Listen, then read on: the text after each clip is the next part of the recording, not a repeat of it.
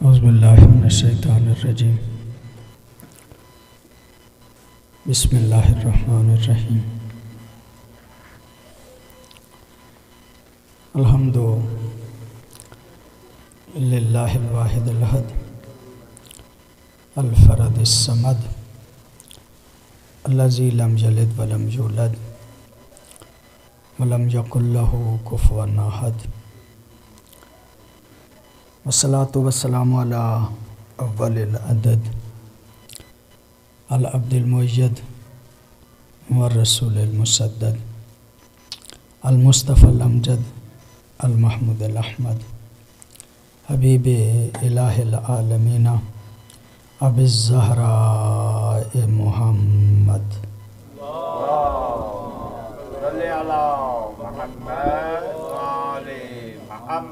صلی اللہ علیہ وآلہ الطیبین الطاہرین المعصومین الذین لا یقاس بہم من خلق احد واللعنۃ الدائمۃ علی اعدائہم من یوم العداوۃ الی یوم الدین اما بعد فقد قال سید الشہداء علیہ الصلاۃ والسلام انی لا اری الموت الا شہادۃ ولا الحیات مع الظالمین الا برامہ۔ درود پڑھیے گا بابا زبلا۔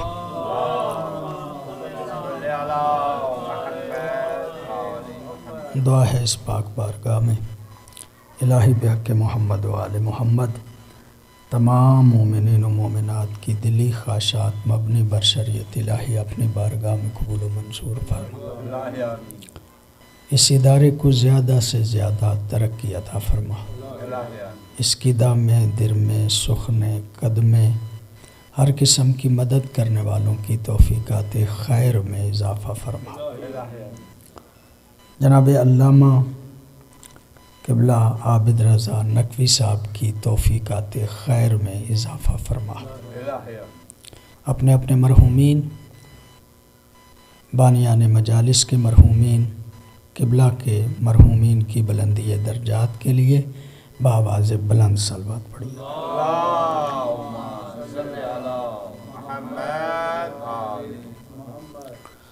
معزز بزرگان اور محترم دوستو،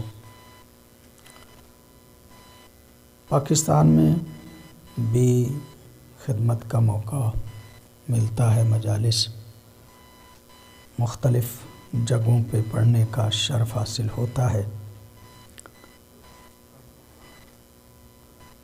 یہاں پہ میں نے جب حاضر ہوا تو تاریخ کربلا کو میں نے شروع کیا اور پھر تسلسل کے ساتھ میں تاریخ کربلا ہی کے چند اوراق آپ کی خدمت میں پیش کرتا رہا، ورنہ رسمی طور پہ جو پاکستان میں مجالس پڑھی جاتی ہیں ویسے بھی پڑھنے کا موقع ملتا ہے۔ آج بھی تاریخ کربلا ہی کے حوالے سے بڑی اہم گفتگو آپ کی خدمت عالیہ میں پیش کرنا چاہتا ہوں۔ واقعہ کربلا ہو گیا اور واقعہ کربلا ہو جانے کے بعد خاندان طہارت کا کارواں ابن زیاد کے دربار میں پہنچ گیا۔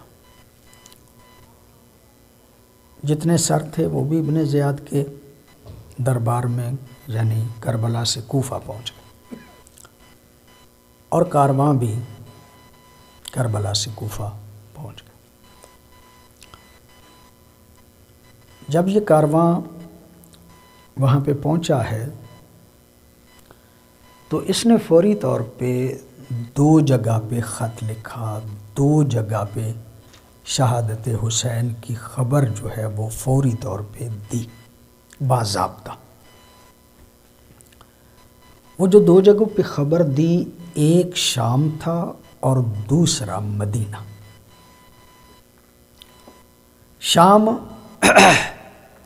جس بندے کو قاصد بنا کے بھیجا، اس کا معروف نام جو عام طور پہ تاریخ میں ہے وہ زجر بن قیس ہے، لیکن محققین کے نزدیک یہ زجر بن قیس نہیں بلکہ جیم کی جگہ پہ ہی ہے، زہر بن قیس۔ زہر بن قیس ہو یا زجر بن قیس ہو، اس کے توسط سے ابن زیاد نے واقعہ کربلا کے ہو جانے کے بعد اطلاع جو ہے وہ پہنچائی ہے شام کی طرف۔ مدینے میں جس بندے کو اس نے قاصد بنا کے بھیجا، اس کا نام عبد الملک بن ابی حارث ہے۔ عبد الملک بن ابی حارث کو اس نے قاصد بنا کے مدینے بھیجا ہے کہ جا کے مدینے میں اطلاع دو۔ مدینے میں گورنر جب مولا حسین جو ہیں ان سے طلب بیعت کی گئی تھی تو گورنر جو ہے وہ ولید بن عتبہ تھا، ولید بن عتبہ بن ابی سفیان۔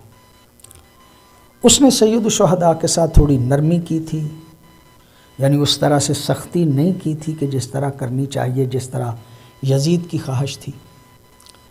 لہٰذا ولید بن عتبہ کو بدل دیا گیا، اور بعد میں بھی بنی امیہ ہی کا ایک فرد جو انتہائی ظالم تھا، انتہائی شقی تھا، عمر ابن سعید اشدق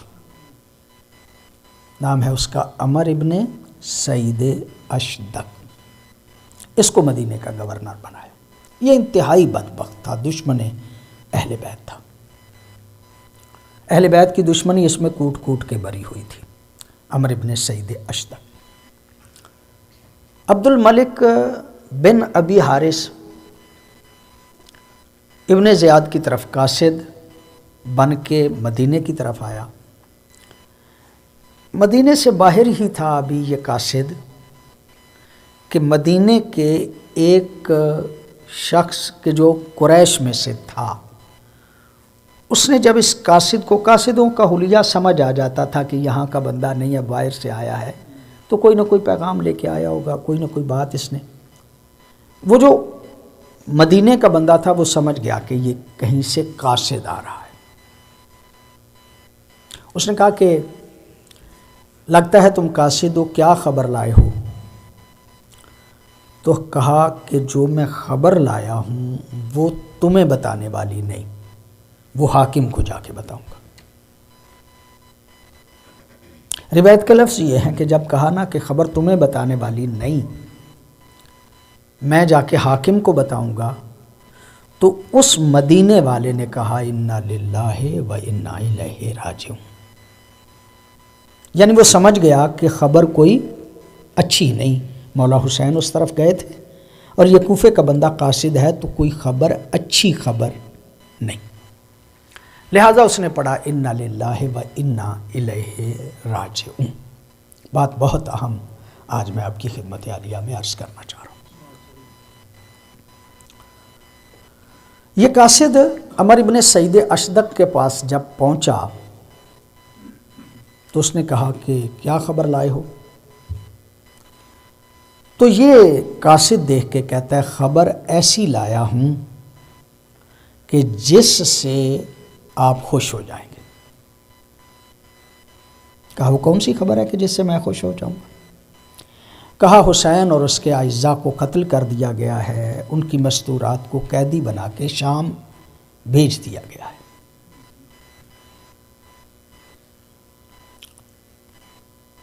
یہ جملہ کہنا تھا کہ عمر ابن سعید اشدق کہتا ہے کہ یہ خبر جا کے مدینے کی گلیوں میں تم خود بیان کرو، بجائے اس کے کہ میں اپنے کسی بندے کے ذریعے سے یہ خبر لوگوں تک پہنچاؤں۔ تم قاصد ہو اور تم ہی جا کے بتاؤ کہ شہادت حسین ہو گئی ہے اور اعزہ جو ہیں ان کی بھی شہادت ہو گئی ہے، اور خاندان طہارت کی مستورات جو ہیں ان کو قیدی بنا کے شام بھیج دیا گیا۔ یہ قاصد مدینے کی گلیوں میں اعلان کر رہا تھا کہ حسین جو ہے ان کو قتل کر دیا گیا ہے۔ تو اس خبر کا نتیجہ یہ ہوا کہ مدینے کے ہر گھر سے رونے کی آواز بلند ہو رہی تھی۔ جب مدینے کے ہر گھر سے رونے کی آواز بلند ہو رہی تھی تو بہت قابل توجہ باتیں ہیں، ہم ان پہ غور نہیں کرتے۔ حاکم مدینہ نے اس شور کو سن کے ایک جملہ کہا، تاریخ میں موجود ہے، ھذہ واعیۃ بواعیۃ عثمان، یہ آج کا رونا عثمان کے قتل پہ جو رونا تھا اس کا بدلہ ہے۔ بڑی توجہ آپ صاحبان کی۔ قاصد واپس آ گیا۔ جب قاصد واپس آیا تو اس نے عمر ابن سعید اشدق نے پیغمبر گرامی کے روضہ اقدس کی طرف انگلی کر کے بڑا گستاخانہ جملہ کہا۔ یہ کہتا ہے، یا محمد ھذا یوم بیوم بدر، آج ہم نے بدر کا بدلہ لے لیا ہے۔ آج کا دن گویا یہ بدر والے دن کا بدلہ ہے، بدر والا دن جو ہے اس کا ہم نے بدلہ لے لیا۔ ماشاءاللہ آپ کی توجہ۔ زجر بن قیس یا زہر بن قیس جو بھی نام ہو اس کا، وہ جب پہنچا نا شام اور سر اقدس سید الشہداء یزید بدبخت کے سامنے آیا تو اس نے بھی ایک جملہ کہا۔ وہ کہتا ہے، لیت اشیاخی ببدر شاہدو، کاش آج میرے بدر والے بزرگ ہوتے تو وہ دیکھ لیتے کہ میں نے ان کا بدلہ لے لیا ہے۔ یہ جو بات عرض کرنا چاہ رہا ہوں آپ کی توجہ۔ یزید کہتا ہے قتل حسین پہ کہ میں نے بدر کا بدلہ لے لیا ہے۔ عمر ابن سعید اشدق مدینے کا گورنر کہتا ہے کہ آج کا دن بدر کا کے بدلے میں ہے۔ ان دونوں کا جو اموی ہیں، ایک یزید ہے ایک عمر ابن سعید اشدق ہے، یہ کہنا کہ ہم نے آج بدر کا بدلہ لے لیا ہے، ان کا یہ کہنا اس بات کی دلیل ہے کہ بدر میں اور کربلا میں کوئی گہرا تعلق ہے۔ بڑی نوازش آپ کی، بڑی مہربانی۔ بدر میں اور کربلا میں بڑا کوئی گہرا تعلق ہے۔ دو باتیں میں نے عرض کی، یزید کی بات بھی اور عمر ابن سعید اشدق کی بات بھی۔ اب میں عرض کرنا چاہتا ہوں، آج میں یہی بیان کرنا چاہتا ہوں کہ بدر اور کربلا کا تعلق کیا ہے۔ آپ توجہ فرما رہے ہیں نا جو جملہ عرض کرنا چاہ رہا ہوں، یعنی میں یہی بتانا چاہ رہا ہوں کہ بدر اور کربلا میں وہ کون سا تعلق ہے۔ بدر کو تو آپ جانتے ہیں، یہ بدر اسلام کی پہلی جنگ ہے۔ نبی معظم نے مدینے جب تشریف لائے تو کفار مکہ آ گئے، اور جو پہلی جنگ ہوئی تفصیل ہے اس کی، جنگ بدر کی، اس میں مجھے نہیں جانا۔ میں یہ عرض کرنا چاہ رہا ہوں کہ یہ جو جنگ بدر ہوئی یہ اسلام کی باضابطہ پہلی جنگ ہے، اور یہ اچانک جنگ ہے، پورے اہتمام کے ساتھ نہیں، اس لیے کہ وہ چڑھ آئے تھے مدینے پہ، تو پیغمبر گرامی نے بھی جلدی میں اپنے ساتھیوں کو اکٹھا کیا اور بدر نامی کنویں کے پاس پہنچ گئے۔ پیغمبر گرامی کے ساتھیوں کی تعداد کتنی تھی؟ 313، 2 گھوڑے، 3 تلواریں، سامان حرب و ضرب ہی نہیں تھا۔ مد مقابل 1000 کا لشکر آیا تھا، سارے کے سارے مسلح تھے، سب کے پاس سواریاں تھیں، یعنی ادھر پوری تیاری سے تھے اور ادھر والے جلدی میں مد مقابل چل پڑے۔ نہ بندے زیادہ تھے نہ سامان حرب و ضرب تھا، دونوں لشکر آمنے سامنے آ گئے۔ اس دور میں جنگوں کا طریقہ یہ ہوتا تھا کہ جب دونوں لشکر آمنے سامنے آ جاتے تھے نا، میمنہ میسرہ اور قلب لشکر معین کر دیا جاتا تھا، تو اس کے بعد جو چند ایک بہادر بندے اپنے آپ کو سمجھتے تھے نا، پہلے وہ نکلتے تھے اور وہ رجز پڑھا کرتے تھے، اور رجز پڑھ کے وہ کہا کرتے تھے کہ آؤ بھائی ہمارے مقابلے میں، اگر تم میں کوئی ایسا بندہ ہے جو ہمارا مقابلہ کر سکتا ہے تو ہمارے مقابلے پہ آؤ۔ وہ جو مکہ چھوڑ کے آ گئے تھے مصطفیٰ کے مقابلے پہ آنے کے لیے، جرأت تو ان میں تھی کہ جو اپنا شہر چھوڑ کے ان کے شہر میں آ جائیں۔ اس کا مطلب یہ کہ وہ پوری تیاری سے آئے تھے۔ جب وہ پوری تیاری سے آئے اور دونوں لشکر آمنے سامنے کھڑے ہو گئے تو 3 مشرک باہر نکلے، اور 3 مشرک جو باہر نکلے انہوں نے کہا محمد بھیج اسے جو جنت میں جانا چاہتا ہے، ہم سے قتل ہو کے جنت میں چلا جائے یا ہمیں مار کے جنت میں چلا جائے۔ جب یہ جملے کہے تو پیغمبر گرامی کے ساتھیوں کی 2 قسمیں تھیں۔ ایک وہ تھے کہ جو مکے سے ہجرت کر کے آئے تھے، ان کو مہاجر کہا جاتا ہے، اور ایک وہ نبی کے ساتھی تھے کہ جنہوں نے ان مہاجروں کی میزبانی کی تھی، ان کو انصار کہا جاتا ہے۔ پیغمبر گرامی کے اصحاب کی 2 قسمیں آج تک تاریخ میں موجود ہیں، ایک انصار اور ایک مہاجرین۔ بہت اچھے لوگ تھے انصار۔ جب انہوں نے کہا نا کہ بھیج اسے جو جنت میں جانا چاہتا ہے، تو 3 انصاری اٹھ کھڑے ہوئے، انہوں نے کہا مصطفیٰ آپ بھی ہمارے مہمان ہیں، آپ کے یہ ساتھی بھی ہمارے مہمان ہیں، جب تک ہم رہیں گے ہم لڑیں گے، ہم مر گئے تو پھر لڑتے رہنا، ہم ان کے مد مقابل جائیں۔ یہ جملہ کہنا تھا تو 3 انصاری ان 3 مشرکوں کے مقابلے پہ گئے۔ وہ جو انصاری گئے نا، ایک کا نام ہے عبداللہ، ایک کا نام ہے عوف، ایک کا نام ہے معوذ۔ یہ 3 انصاری ان 3 مشرکوں کے مقابلے پہ گئے۔ جب یہ 3 انصاری ان 3 مشرکوں کے مقابلے پہ گئے نا، تو ان مشرکوں نے کہا محمد تمہیں پتہ نہیں، ہم ہر بندے سے تو نہیں لڑتے، پتہ نہیں کون سے بندے ہیں، ان سے مر جائیں تب بھی ہماری عزت نہیں، انہیں مار دیں تب بھی ہماری عزت نہیں۔ بڑے اکڑے ہوئے مشرک تھے، کہتے ہیں کہ ان سے ہم لڑیں گے ہی نہیں، محمد تمہیں پتہ نہیں، ہم ہر کسی سے نہیں لڑتے، کوئی ایسے بھیج کہ جن کے حسب و نسب کو ہم جانتے ہوں۔ پیغمبر گرامی نے ان 3 انصاریوں کو کہا میرے پیارو واپس آ جاؤ، میں انہیں جانتا ہوں، یہ تم سے نہیں لڑیں گے۔ انہوں نے کہہ دیا نا کہ ہم تم سے نہیں لڑیں گے، تو یہ نہیں لڑیں گے، واپس آ جاؤ۔ وہ 3 انصاری واپس آ گئے۔ جب وہ 3 انصاری واپس آ گئے تو پیغمبر گرامی نے 3 اپنے بندوں کو تیار کیا۔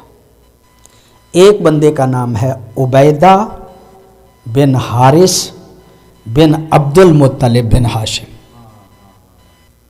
بڑی توجہ، بڑی مہربانی آپ کی. ایک عبیدہ بن حارث بن عبد المطلب بن ہاشم، دوسرے کا نام ہے حمزہ بن عبد المطلب بن ہاشم، اور تیسرے بندے کا نام ہے علی. بڑی توجہ آپ صاحبان کی. تیسرے بندے کا نام ہے علی ابن ابی طالب بن عبد المطلب بن ہاشم. بڑی توجہ ہے آپ صاحبان کی. تینوں ہاشمیوں کو مصطفیٰ نے بھیج کے کہا دیکھ لو اب تو خاندانی ہے نا. کہا ہاں یہ خاندانی ہے، ان سے ہم لڑیں گے، یہ ہمارے مقابلے کے ہیں، ان سے ہم لڑیں گے، یقینی طور پہ ان سے ہم لڑیں گے. اب یہاں تک تو تاریخ بیان کرتی ہے کہ 3 کافر ادھر سے آئے تھے. پہلے 3 انصاری ان کے مد مقابل گئے، پیغمبر نے ان کو بلا لیا ان کے اصرار پہ. پھر 3 مہاجر بھیجے. انصاریوں کا نام عبداللہ، عوف، معوذ. جو بعد میں گئے ان کا نام عبیدہ بن حارث بن عبد المطلب بن ہاشم، دوسرے کا حمزہ بن عبد المطلب بن ہاشم، تیسرے کا علی ابن ابی طالب بن عبد المطلب بن ہاشم. میری سمجھ میں نہیں آتا، تاریخ میں جب بھی بیان کرتے ہیں تو انصاریوں کا ذکر بھی کرتے ہیں، مہاجروں کا ذکر بھی کرتے ہیں، ادھر والوں کا ذکر کرتے ہیں. ادھر والوں کا کیوں نہیں کرتے کہ وہ کون تھے؟ بڑی نوازش آپ کی، بڑی مہربانی. یہ کربلا سمجھنے میں بڑی مدد ملے گی آپ کو. وہ ادھر والے مشرک کون تھے؟ مشرک کیا کہ ایک مسلمان کیوں گزر جاتا ہے، بیان کیوں نہیں کرتا کہ وہ مشرک تھے کون؟ لو چلو وہ بیان نہیں کرتا، میں بتاتا ہوں آپ کو کہ وہ مشرک کون تھے، تاکہ بات جو ہے وہ کسی حد تک واضح ہو جائے. میں بتاتا ہوں آپ کو کہ وہ مشرک کون تھے. وہ مشرک کون تھے؟ توجہ فرمائیے گا. ایک کا نام ہے ولید بن عتبہ بن ربیہ بن عبد الشمس. شاہ صاحب بیٹھے ہیں، تاریخ پہ ان کی نظر ہے. میں وہی تاریخ بیان کرتا ہوں کہ جو کتابوں میں سب کے ہاں متفق علیہ ہے. اختلافی باتیں تاریخ کی میں نہیں بیان کر رہا. ولید بن عتبہ بن ربیہ بن عبد الشمس. دوسرے بندے کا نام ہے عتبہ بن ربیہ بن عبد الشمس.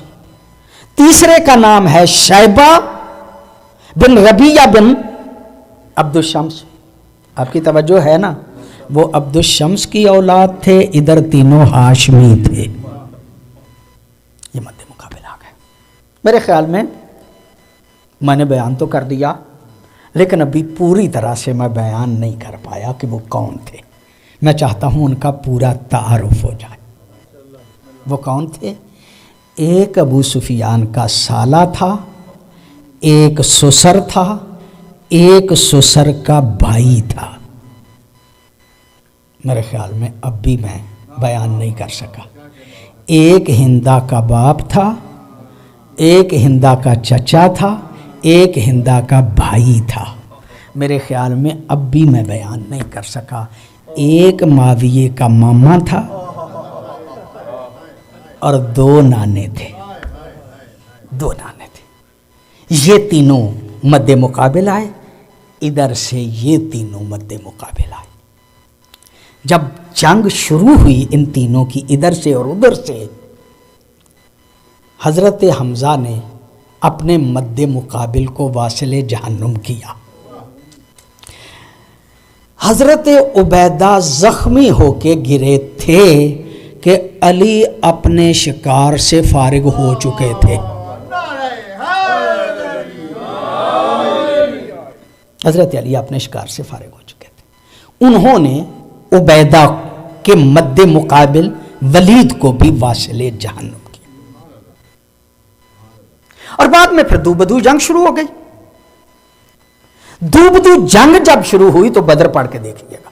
تفصیلات ہیں، مجھے اس وقت بدر کی تفصیلات نہیں عرض کرنا. بدر میں مشرکین کے 70 بندے مارے گئے تھے. مشرکین کے 70 بندے مارے گئے تھے. 34 پوری فوج نے مل کے مارے تھے اور 36 اکیلے علی نے مارے تھے. کی بڑی مہربانی. 36 اکیلے علی نے مارے تھے.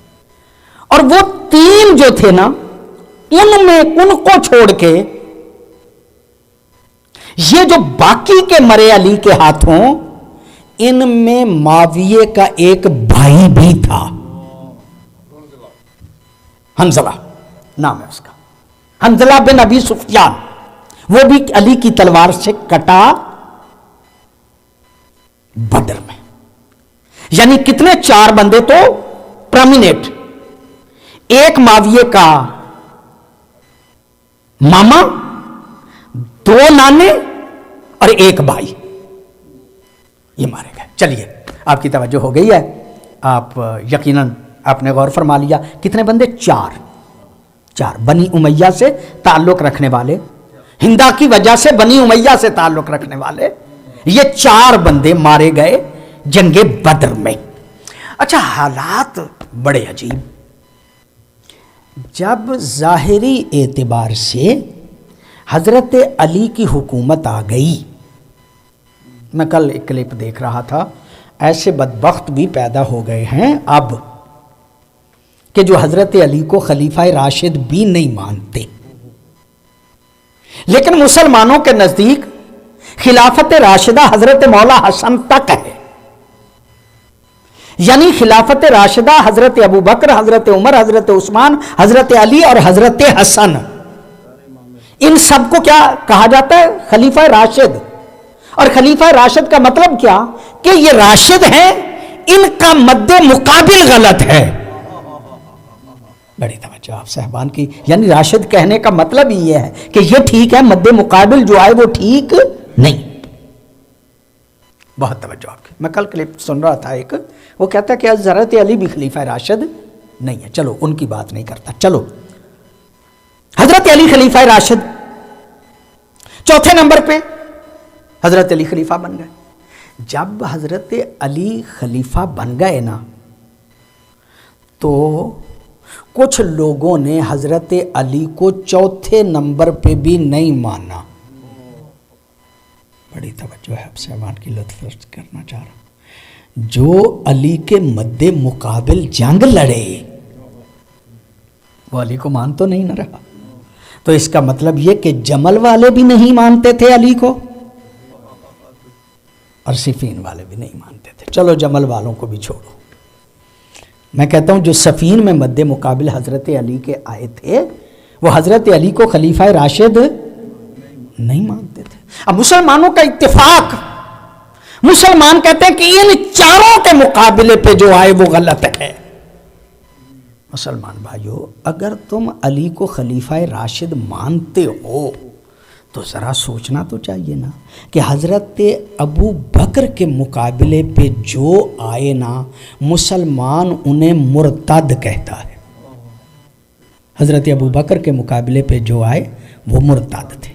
حضرت عمر کے مقابلے پہ جو آئے وہ کافر تھے، اور حضرت عثمان کے مقابلے پہ جو آئے وہ باغی تھے. بڑی توجہ ہے آپ صاحبان کی. یعنی حضرت ابو بکر کے مقابلے پہ آنے والا مرتد، حضرت عمر کے مقابلے پہ آنے والا کافر، حضرت عثمان کے مقابلے پہ آنے والا باغی.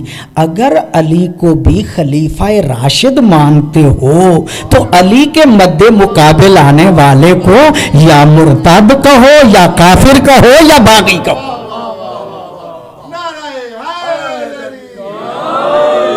بڑی نواز شاہ کی بڑی مہربانی. لیکن یہاں پہ آ کے معیار بدل جاتا ہے.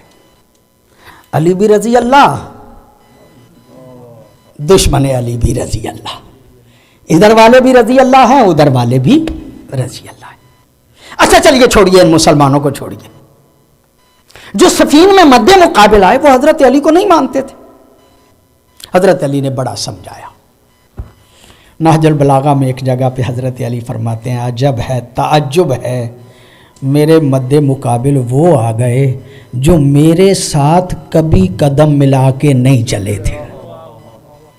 جو میرے ساتھ کبھی قدم ملا کے نہیں چلے تھے وہ بھی میرے مد مقابل آ گئے. حضرت علی نے سمجھانا شروع کر دیا. یہ جنگیں فوری طور پہ نہیں ہوئی، نہ جمل فوری طور پہ ہوئی ہے، نہ صفین فوری طور پہ ہوئی ہے.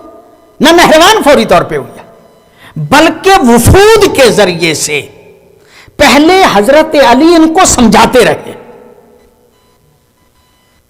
پھر جا کے جنگ کی ہے۔ بہت توجہ، یہ ممبر کی پاکیزگی کی وجہ سے بعض جملے فوری طور پہ ہمارے ذہن میں ممبر پہ ہی آ جاتے ہیں۔ علی لڑتے ہی اس کے ساتھ ہیں جس میں سمجھنے کی صلاحیت نہ ہو۔ بڑی توجہ ہے آپ صاحبان کی، آپ توجہ پہلے سمجھاتے ہیں، جو سمجھ نہیں پاتا پھر علی اس سے جنگ کرتے ہیں۔ چلو چھوڑ کے باقی سب کو، اس جو جمل صفین میں مد مقابل آیا نا، اسے حضرت علی نے بڑا سمجھانے کی کوشش کی۔ خطوں کے نہج البلاغہ میں خطوط کی ایک لمبی لسٹ ہے جو حضرت علی بار بار سمجھاتے رہے کہ میں بھی اسی طرح خلیفہ ہوں جو معیار حضرت ابو بکر کے دور میں تھا، جو معیار حضرت عمر کے دور میں تھا، جو معیار حضرت عثمان کے دور میں تھا، مجھ میں بھی وہ ساری صفات پائی جاتی ہیں، تم انکار کس بات کا کرتے ہو؟ نہیں مانا۔ جب نہیں مانا نا، اللہ اکبر، بڑی توجہ آپ صاحبان کی، جملہ عرض کرنا چاہ رہا ہوں۔ حضرت علی نے ایک خط لکھا مجبوری میں، اس کو سمجھانے کے لیے اس نے خط لکھا، کہا علی تم جانتے نہیں ہو میں بہادر کتنا ہوں، تمہیں پتہ نہیں میں بہادر کتنا ہوں، تمہیں یہ نہیں پتا میرے پاس فوج کتنی ہے۔ اللہ اکبر، جب کہا نا تمہیں پتہ نہیں میرے پاس فوج کتنی ہے، میں بہادر کتنا ہوں، تو حضرت علی کو تھوڑا سا غصہ آیا۔ غصے کے عالم میں ایک خط لکھا، خط کے الفاظ ذرا سخت تھے۔ خط لکھ کے حضرت نے اپنے ساتھیوں پہ نظر کی، کہا یہ میرا خط ہے، تم میں سے کون سا ایسا بندہ ہے جو میرا خط لے جائے اور اس کے دربار میں میری عزت کا خیال بھی رکھے؟ بڑی توجہ آپ صاحبان کی، بڑی لطف فرمایا آپ نے۔ حضرت علی کا ایک محب ماننے والا ترماح بن عدی اس کا نام تھا، ترماح بن عدی، کہتے ہیں قد بھی اس کا بڑا تھا، بڑی سواری پہ بیٹھا، جب چلنے لگا حضرت دے کے کہتے ہیں ترماح میری عزت کا خیال رکھنا، خط لے کے جا رہے ہو نا، میری عزت کا خیال رکھنا۔ ترماح گئے، ترماح کو پتہ چلا کہ شام کا حاکم شام میں نہیں باہر کہیں آیا ہوا ہے، شکار کھیلنے کے لیے ذرا باہر آیا ہوا ہے، اس کے مشیر وزیر بھی ساتھ ہی۔ اس نے کہا کہ شام جانے کی کیا ضرورت ہے، یہیں پہ ملاقات کر لیتا۔ بڑی توجہ آپ صاحبان کی، کہا یہیں پہ ملاقات کر لیتا ہوں۔ جب آئے تو بندوں کو سمجھ آ گیا کہ کوفہ کا رہنے والا ہے۔ عمر ابن عاص کہ جو اس کا بہت بڑا مشیر تھا، اس نے سوچا عام طور پہ ہوتا ہے ہمارے ہاں بھی کوئی بندہ آئے نا تو پہلے ہی ایسی بات کر دو کہ وہ انڈر پریشر ہو جائے۔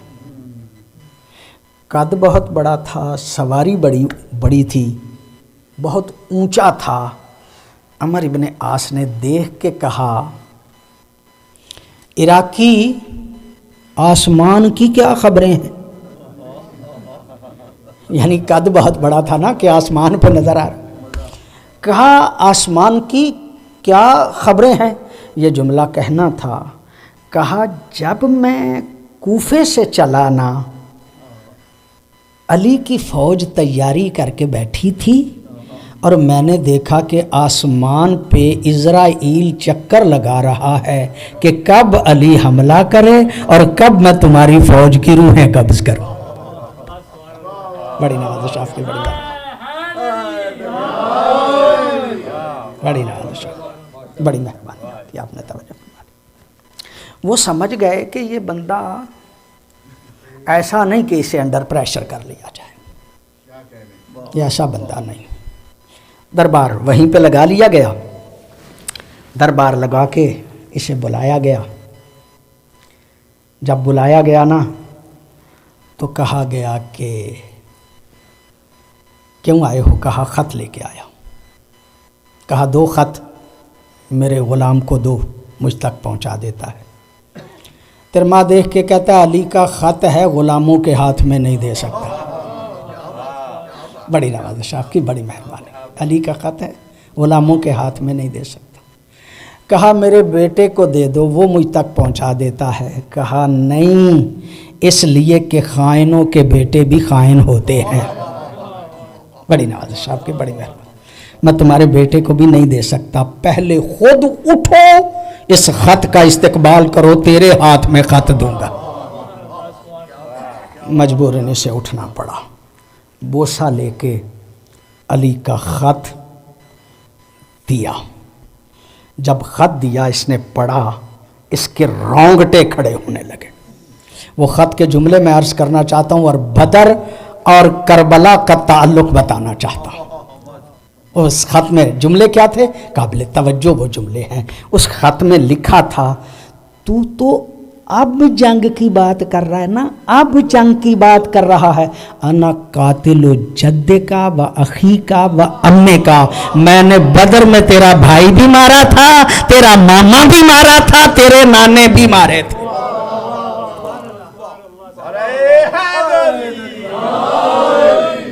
تو اب جنگ کی بات کر رہا ہے، تو اب جنگ کی بات کر رہا ہے. حضرت علی فرماتے ہیں وہ تلوار جو بدر میں میرے ہاتھ میں تھی آج بھی میرے ہاتھ میں موجود ہے.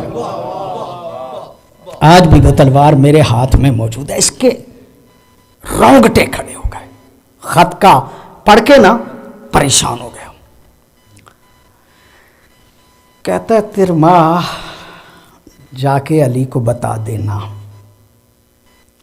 کہ میرے پاس اتنی فوج ہے جتنے آسمان پہ ستارے ہیں.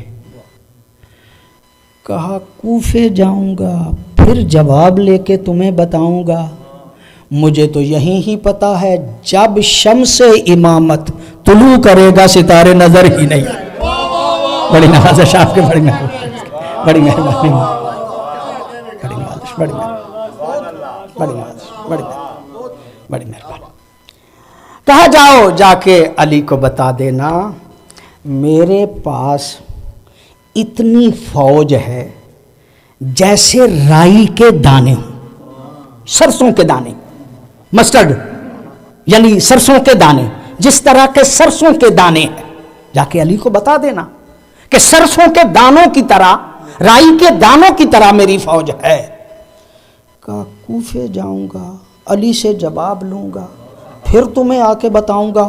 مجھے یہیں پہ پتا ہے علی نے ایک مرغ پالا ہے جس کا نام ہے مالک اشتر.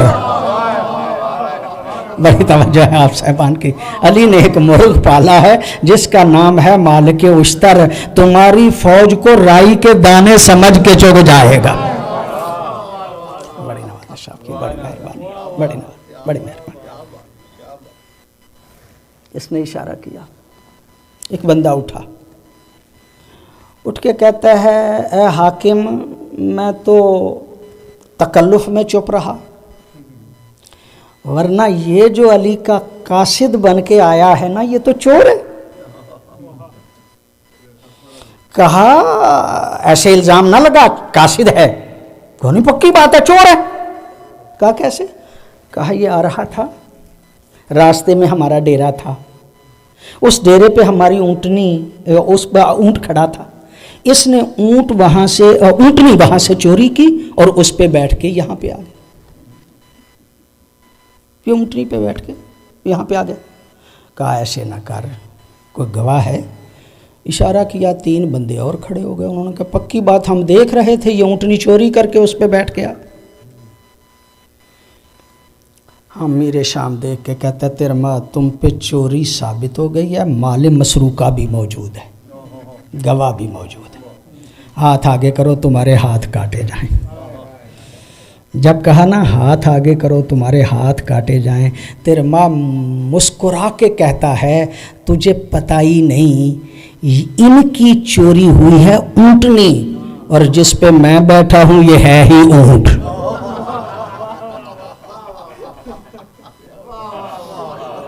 ان کی تو اونٹنی چوری ہوئی ہے نا، تو میں جس پہ بیٹھا ہوں وہ اونٹ ہے.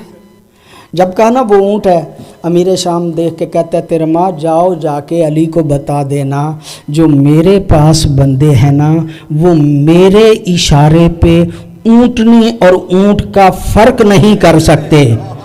میں کہتا ہوں دنیا بڑی ہی تعجب خیز ہے، میری سمجھ میں دنیا آتی نہیں. اور جو اونٹنی اور اونٹ کے فرق کو نہ سمجھتے ہوں انہیں کیا پتا علی کون ہے معاویہ کون ہے، انہیں کیا پتا. کربلا اور بدر کا تعلق یہ ہے کہ وہاں پہ مارے گئے تھے مشرک. ایک مشرک کا نام ولید ہے، ایک کا نام عتبہ ہے، ایک کا نام شیبہ ہے، ایک کا نام حنظلہ ہے. اور یزید کیا کہتا ہے؟ کاش آج میرے بدر والے ہوتے تو دیکھ لیتے کہ میں نے بدر کا بدلہ لے لیا ہے. اب سوچنا نہیں چاہیے کہ مسلمان کو مشرکوں کے حامی کا حامی بننا ہے یا نواسہ رسول کا حامی بننا ہے. یزید کن کا بدلہ لے رہا ہے؟ مشرکوں کا. پکی بات ہے وہ کافر تھے، مشرک تھے، اور ان کا بدلہ لے رہا ہے یزید. کربلا برپا ہی اس انداز سے ہوئی. کربلا کا جو پیچھے سوچ تھی وہ یہی ہے. اور میرے دوستو، میرے بزرگوں، جو بات عرض کرنا چاہ رہا ہوں، میں سمجھتا ہوں کربلا کو جتنا زیادہ دقت سے سمجھا جائے سمجھنے کی ضرورت ہے. اور ہمارے پروفیسر صاحب نے ایک دن بات کی تو چونکہ کل ظاہراً میں آخری مجلس جو ہے وہ آپ کی خدمت عالیہ میں عرض کروں گا. کہا یہ جاتا ہے کہ دو شہزادوں کی جنگ تھی، ایک شہزادہ یزید اور دوسرے قصی. نہیں، یہ بات کو واضح کرنے کی ضرورت ہے، کلیئر کرنے کی ضرورت ہے. آل محمد نے جو کچھ کیا ہے دین کی خاطر کیا ہے، اور بنی امیہ نے جو کچھ کیا ہے اپنے خاندان کی وجہ سے کیا. فرق ہے. انہوں نے اپنی طرف سے ذاتی اناد رکھا ہے، اور آل محمد جو کرتے رہے ہیں وہ دین کی خاطر کرتے رہے. اور دین میں حق حکومت صرف علی اور علی کے بیٹوں کو ہے، ان کے علاوہ کسی کا حق ہے ہی نہیں. لیکن علی اور اولاد علی حکومت پہ حریص نہیں تھے. حکومت کا حق ہونا اور بات ہے، اور حکومت پہ حریص ہونا یہ اور بات ہے. آل محمد کا حق ضرور تھا لیکن وہ حریص نہیں تھے. ہاں، جب حق نہیں ملا تو انہوں نے دین کی تبلیغ کے لیے، دین کی اشاعت کے لیے، دین کی وضاحت کے لیے اور طریقہ اختیار کر لیا. اور وہ طریقہ کیا تھا کہ حکومت کسی اور کے پاس بھی ہو، جب بھی وہ غلطی کریں گے تو اصلاح ہم کر دیں گے. جو طریقہ اپنایا وہ یہ تھا کہ اگر وہ غلطی کریں گے تو ہم اس کی اصلاح کر دیں گے. وہ جو کہتے ہیں نا حضرت علی مشیر تھے، یہ مولوی کہتے ہیں مشیر تھے. حضرت علی کو مشیر کسی نے مقرر نہیں کیا، حضرت علی کو کسی نے مشیر بنایا نہیں. وہ تو علی کی مسئولیت تھی نا. جب دین ٹیڑھا ہونے لگتا تھا علی خود آ جایا کرتے تھے. اور اسی بات کو کہا جاتا ہے لطلب اصلاح امت جد، یعنی ان کا ہدف اور مقصد کیا ہوتا تھا کہ دین میں خرابی نہیں ہونے دینی. ہم خود چلے جائیں گے. مولا خود دربار میں جایا کرتے تھے جہاں سمجھتے تھے نا کہ یہاں ان سے بات نہیں بن رہی، ان کو سمجھ نہیں آ رہی، یہ دین کو پوری طرح سے درک نہیں کر رہے. میں آپ کی خدمت عالیہ میں تاریخ کا طالب علم ہوتے ہوئے یہ جملہ عرض کر رہا ہوں. آل محمد کو مسلسل حکومتوں نے حکومت سے دور رکھنے کی شعوری کوشش کی ہے. چلو علی مشیر تھے تو کوئی تو عہدہ خاندان طہارت کو دیا ہوتا. جاؤ تاریخ اٹھا کے دیکھیے گا، کوئی عہدہ خاندان طہارت کو نہیں دیا گیا، بلکہ خاندان طہارت کو کمزور کرنے کے لیے، خاندان طہارت کو کمزور کرنے کے لیے فدق بھی ان سے چھینا گیا تھا، تاکہ ان کے پاس طاقت نہ آئے، تاکہ ان کو کمزور کیا جائے. ورنہ اگر فدق مل بھی جاتا تو کیا زہرا اپنی ذات کے لیے فدق لینا چاہ رہی تھی؟ ایک دن کی بات ہے، معاویہ بن ابی سفیان اپنے دربار میں بیٹھا تھا. یہ بھی ایک چالاکی ہے، یہ بھی ایک عیاری ہے. وہ جب مصالحت ہوئی تھی نا مولا حسن کی اور حاکم شام کی، تو اس کی شرائط میں سے تھا، میں اگر لفظ استعمال کروں تو غلط نہیں ہوگا، کہ یہ مصالحت ہے لیکن اتنا مال بطور خراج معاویہ کو ان کو دینا پڑے گا. اور وہ جو مال دیتا تھا نا وہ معاہدے کی شرط تھی، اس کا دینا ضروری تھا، اس لیے کہ حکومت دی تھی اسے. بڑی توجہ ہے آپ صاحبان کی. ایک جملہ آ گیا ہے تو عرض کر رہا ہوں آپ کی خدمت میں. مولا حسن بڑی عظیم ہستی کا نام ہے، بڑی عظیم ہستی کا نام ہے مولا حسن. لفظ بدل کے یوں کہوں کہ حسن اسے کہتے ہیں جو حسین کا بھی امام ہو، جو حسین کا بھی امام ہو اسے حسن کہا جاتا ہے. اور حسن نے دیا کیا؟ حکومت دی تھی نا، اور بدلے میں لیا کیا؟ لکھوایا. پوری بات نہیں عرض کر سکتا، لکھوایا. آج کے بعد حاکم شام قرآن پہ بھی عمل کرے گا، سنت پہ بھی عمل کرے گا. اور اس نے لکھ دیا کہ میں قرآن پہ بھی عمل کروں گا، سنت پہ بھی عمل کروں گا. یعنی حسن نے لکھوا لیا کہ آج تک نہ قرآن پہ عمل ہوتا تھا، بڑی نواز صاحب کی، نہ سنت پہ عمل ہوتا تھا، نہ سنت پہ عمل ہوتا تھا. مولا حسین نے بھی بڑا کام کیا ہے، لیکن مولا حسن کا کام بھی بڑا ہی عظیم ہے. اس لیے کہ یزید تو بدبخت شرابی تھا، بد کردار تھا، سب کو پتا تھا کہ برا ہے. مولا حسین نے اس کے سامنے میں بند باندھا، لیکن مولا حسن کے جو سامنے تھا نا، اس کے چہرے پہ کئی ایک پردے پڑے ہوئے تھے. صحابی ہونے کا نقاب تھا،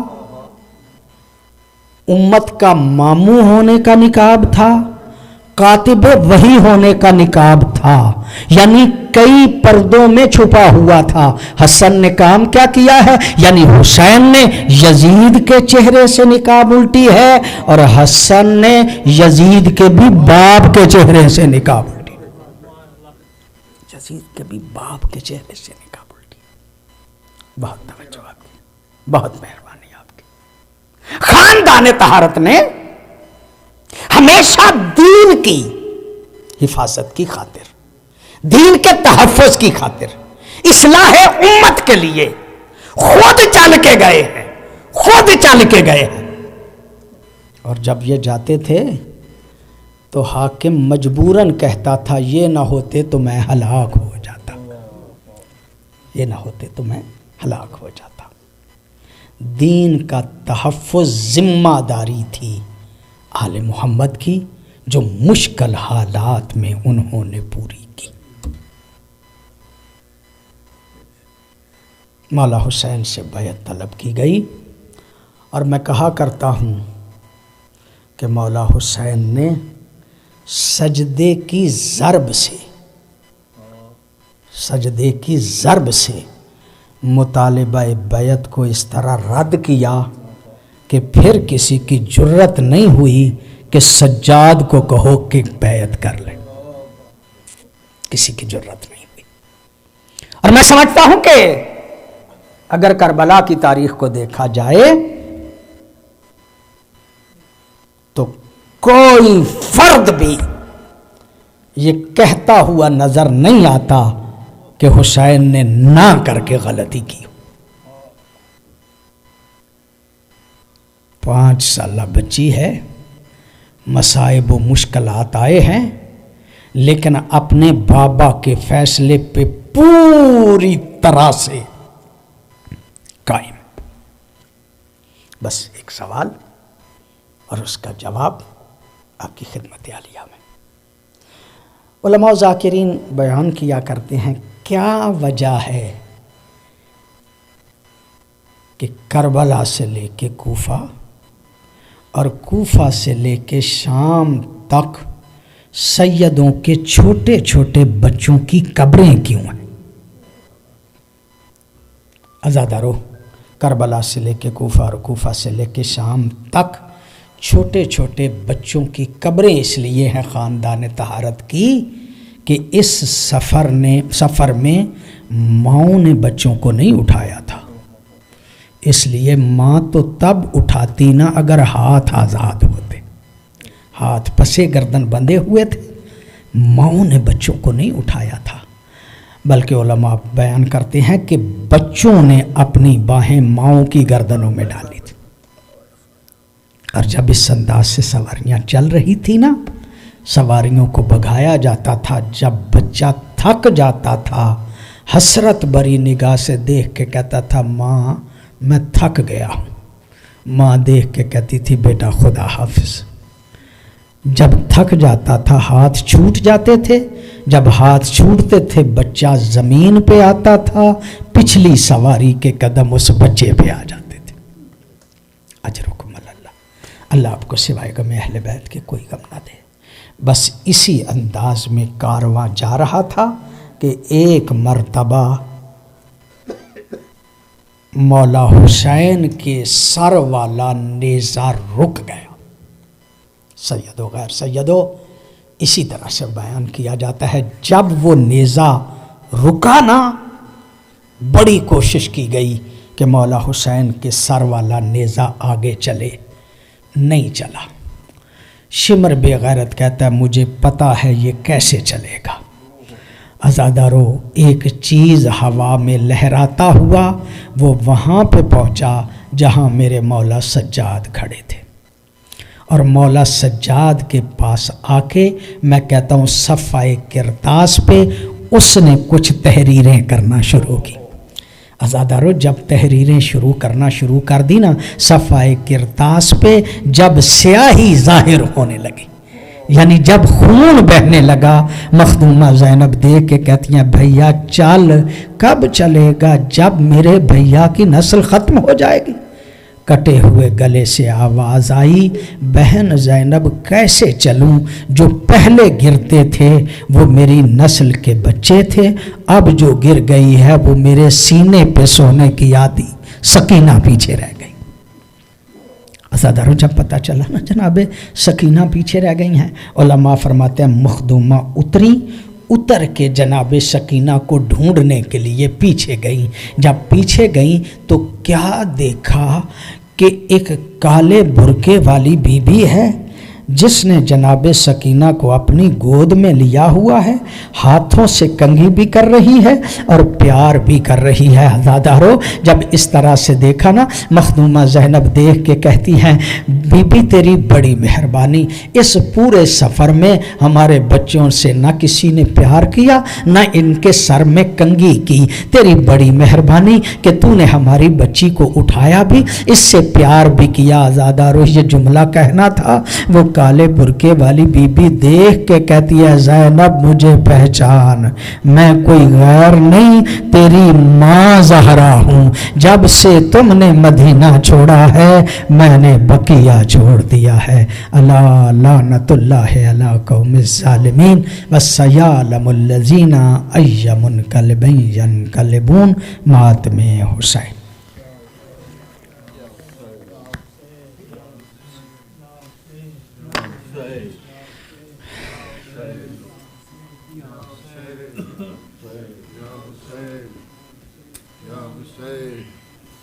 یا حسین یا حسین حسین یا حسین یا حسین یا حسین